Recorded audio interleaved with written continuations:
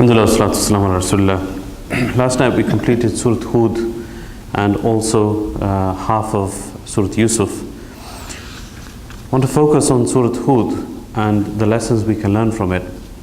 First of all, some of the verses that Hafiz Huzaifa recited in Salat right now related to Nuh alayhi salam and how Allah subhanahu wa ta'ala told him to build the ship in which he saved the animals and the believers that believed in Nuh alayhi salam. There was one of his sons which was left, and he said that I'm not going to get onto the boat, I'm just going to get onto a mountain, and I'm going to be saved by getting onto this mountain. But he was also destroyed. In the course of that destruction, Nuh alayhi salatu wasalam makes dua to him and says, "Oh Allah, this is my son, and I want you to save him." Allah subhanahu wa ta'ala responds, "Innahu laysa min ahlik." He's not from your family. "Innahu amalun ghayru salih." He did things which were inappropriate, he didn't believe. So this is the first story, which is basically something that becomes a trend in the whole surah. After that, the story of Hud alayhi salam, who was sent to the people of Ad. Allah subhanahu wa ta'ala says, وَإِلَىٰ عَادٍ أَخَاهُمْ هُودًا. To the people of Ad, their brother Hud was sent. And again, he came, gave them the message, they didn't believe, and then ultimately Allah subhanahu wa ta'ala punished them and destroyed them. After that, وَإِلَىٰ ثَمُودَ أَخَاهُمْ صَالِحًا.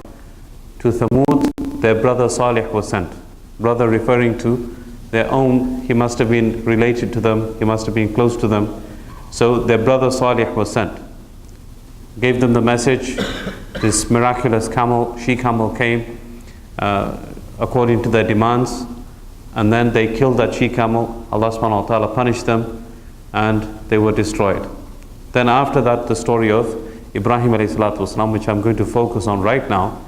And then after that, the people of Shu'aib, وَإِلَىٰ مَدْيَنَ أَخَاهُمْ شُعَيْبًا. To Madian, their brother Shu'aib was sent.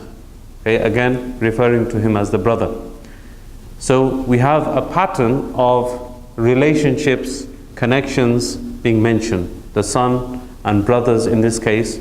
And again, a couple of relationships which I'm going to talk about right now in the story of Ibrahim alayhi salam. Now this story is mentioned 2 or 3 places in the Quran. 3 places in the Quran.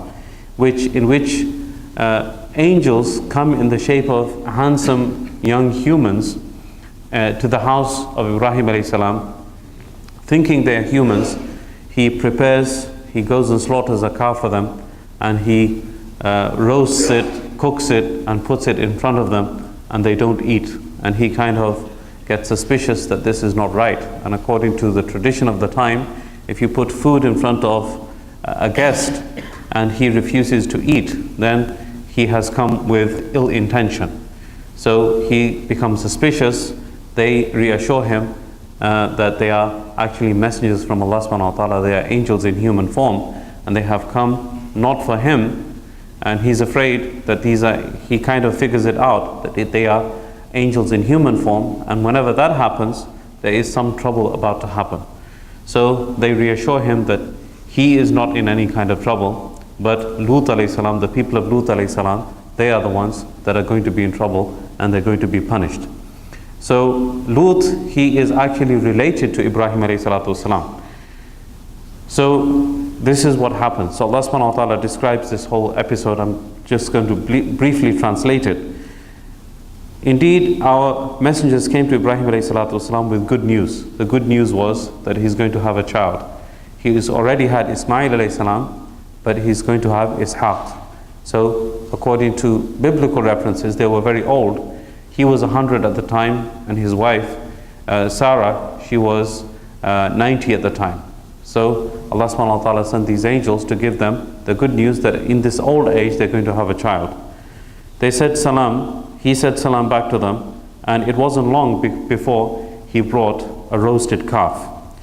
When he saw their hands was not reaching out to it, to this food, nakirahum, he kind of became suspicious of them, and he was afraid of them. وَأَوْجَسَ مِنْهُمْ خِيفَةً. They said, don't be afraid, indeed we've been sent to the people of Lut. وامرأته قائمة فضحكت فبشرناها بإسحاق ومن وراء إسحاق يعقوب. His wife was standing close by, meaning everybody was kind of anxious that these strangers have come, and including the wife, she's also a little bit scared. And she, when she got the news that they're not in any kind of trouble, she became happy. فضحكت, she laughed. Some scholars have actually interpreted this ضحكت as she started menstruating. Basically, she became fertile in old age. This is one interpretation. فَبَشَّرْنَاهَا بِإِسْحَاقٍ, we gave her the glad news, the good news, that she's going to have Ishaq as a child. وَمِن وَرَاءِ إِسْحَاقِ يَعْقُوبَ, and in the progeny of Ishaq, Yaqub alayhi salam will be. قَالَتْ يَا وَيْلَتَا, of course she's 90 years old. She's surprised. She says, how is it that I'm going to have a child when I'm old? وَأَنَا عَجُوزٌ وَهَذَا بَعْلِي شَيْخًا, and this husband of mine, he is also old. إِنَّ هَذَا لَشَيْءٌ عَجِيبٌ. So this is a human response, a natural human response to something which is out of the ordinary, something extraordinary. She responds by giving a human response. So they respond by saying, قَالُوا أَتَعْجَبِينَ مِنْ أَمْرِ اللَّهِ, are you being surprised with the command of Allah subhanahu wa ta'ala? رَحْمَةُ اللَّهِ وَبَرَكَاتُهُ عَلَيْكُمْ أَهْلَ الْبَيْتِ, His rahmah, His mercy, His barakat, they're upon you, O dwellers of the household, meaning this pure household of Ibrahim alayhi salam. إِنَّهُ حَمِيدٌ مَجِيدٌ, indeed He is praiseworthy, and Majid, He is almighty. Now, فَلَمَّا ذَهَبَ عَنْ إِبْرَاهِيمَ الرَّوْءُ, now this surprise that he is being surprised with, it kind of calms down, it subsides. Now his natural instinct is, Lut alayhi salam's people, they're going to be punished. And he starts interceding on their behalf. فَلَمَّا ذَهَبَ عَنْ إِبْرَاهِيمَ الرَّوْعُ وَجَاءَتْ الْبُشْرَى يُجَادِلُنَا فِي قَوْمِ لُوطٍ, he started disputing with us about the issue of the people of Lut. إِنَّ إِبْرَاهِيمَ لَحَلِيمٌ أَوَّاهٌ مُنِيبٌ, indeed Ibrahim alayhi salatu wasalam was full of forbearance and repentant and turning to Allah subhanahu wa ta'ala. So he basically starts interceding. And there are, the point here is that he's interceding on behalf of his nephew or cousin. Both things are mentioned in Tafasir, his relationship to Lut alayhi salam. It is his people, and they're going to be destroyed. They're going to be punished for the things that they've been doing. And he starts to intercede on their behalf. But that intercession is not accepted. That intercession is not accepted, and they proceed and they go to the people of, they go to Lut alayhi salam, and now the punishment is going to start to Lut alayhi salam. What were the people of Lut doing? What were they involved in? The biggest sin that they were involved in was the sin of homosexuality. And the area which they were found, the area is known as Sodom and Gomorrah. And the sin of sodomy, it is actually derived from the word Sodom, from where they were. So this punishment was because of this main reason. And in addition to this main reason, they were doing other things in addition to that. When they come to him, again they're in the shape of humans, and they are in the shape of very handsome humans. News spreads fast that these very handsome young men have come into town, and again that instinct that they've basically produced, they made they feel that it is their nature to be inclined towards men. It pushes them to go to these men and try to attack them. Lut alayhi salam says, no, these are my guests. You cannot, abuse them in this kind of way. And he turns around and says to them, and again, this verse, it is of some kind of, there's some kind of dispute about this issue, where he says that هَؤُلَاءِ بَنَاتِي هُنَّ أَطْهَرُ لَكُمْ. He tells his people that here are my daughters, they're more pure for you. So first and foremost, the biblical understanding, the Christians and the Jews have the understanding that he was basically offering his daughters instead of these guests that have come. And he was basically telling them, commit adultery with my daughters instead. This is not what the Mufassirin say. Why? Because the very wording of the Quran, it tells us that he couldn't be saying that. هَؤُلَاءِ بَنَاتِي هُنَّ أَطْهَرُ لَكُمْ. These are my daughters, they are purer for you. So pure, adultery is not something pure, fornication is not something pure. So what was he saying? First and foremost, was it literally his daughters that he was talking about? One understanding is that he was talking about his real daughters. The other understanding is that being the prophet of his nation, all of the women of the community are like his daughters. So he's basically saying, look, all of these women are here, and he's not telling them to commit adultery, but he's saying, get into a pure relationship with them by getting married to them. Okay? Get married to these women and live a natural lifestyle. So they refused. They refused, and the wording is very, very powerful, how they respond back to Ibrahim alayhi salam with such conviction. And this is again a huge lesson for us to understand nowadays, that when a sin is a sin, and when a person realizes it to be a sin, there will be a time where he may turn back to Allah subhanahu wa ta'ala and repent. But when you accept a sin as being completely natural and okay, then you will never make tawbah. This is, when you think of something, anything. If a person thinks it's okay to drink alcohol, and he doesn't believe that Allah subhanahu wa ta'ala would make something halal, and he justifies it by saying, well, drinking a glass of wine a day, it lowers the cholesterol, it's good for the heart, whatever reasoning that he gives to himself. As long as he believes that it's okay, he will continue to justify his actions, and he will never make tawbah. And this is exactly what these people were doing. And this is exactly what the people who are committing that same crime today are doing. They say it's a natural thing, there's a gay gene, or whatever justification they try to give. But this is again something all scriptures, the Torah, the Injil, and the Quran, it condemns in in a very strong terms. So they said, قالوا لقد علمت ما لنا في بناتك من حق وإنك لتعلم ما نريد. Very, very strong conviction they have on their behalf. They said, you know that we have no right in your daughters. We don't want anything to do with your daughters. You know what we want.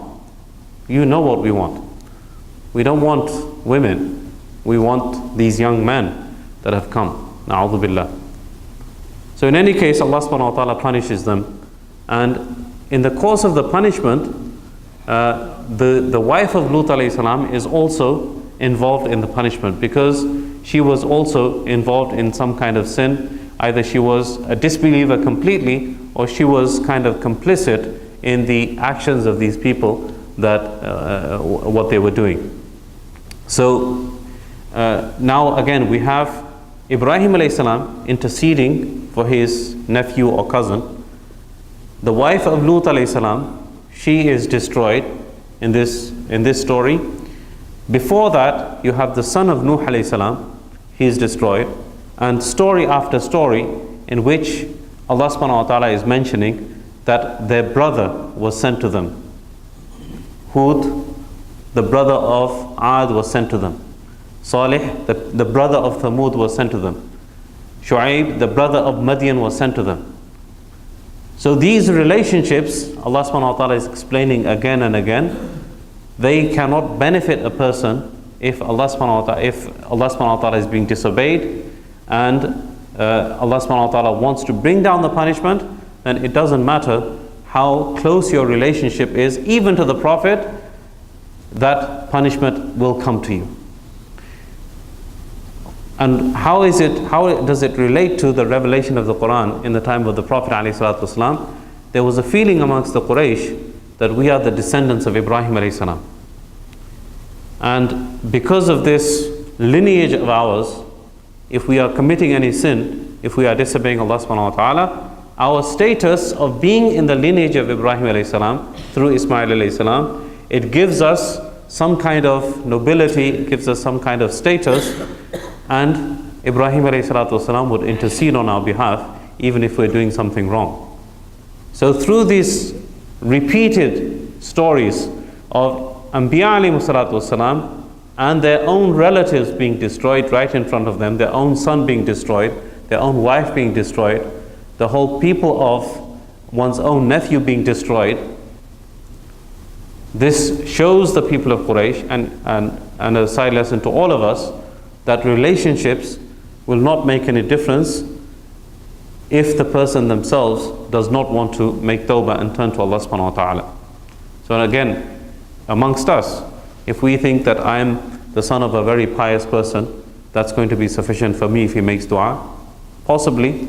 But if I'm not doing what I'm supposed to be doing and I'm continuously in the disobedience of Allah subhanahu wa ta'ala and just relying upon that, it's not going to work. It's not going to work because even the Prophet ﷺ, what did he say to Fatima radiallahu ta'ala anha?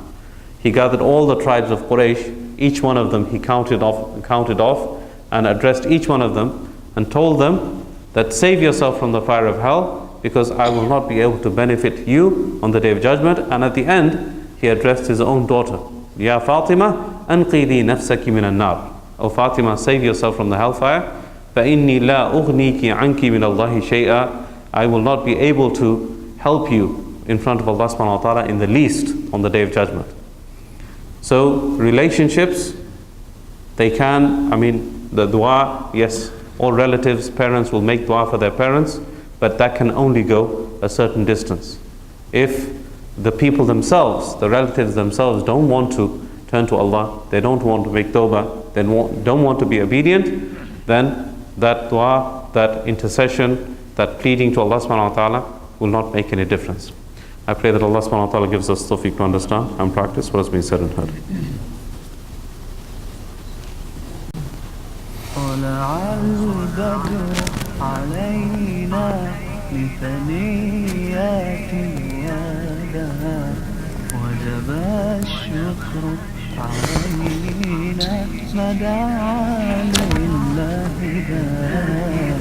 أيها المبعوث فينا جئت بالأمر المطاع جئت شرفت المدينة مرحبا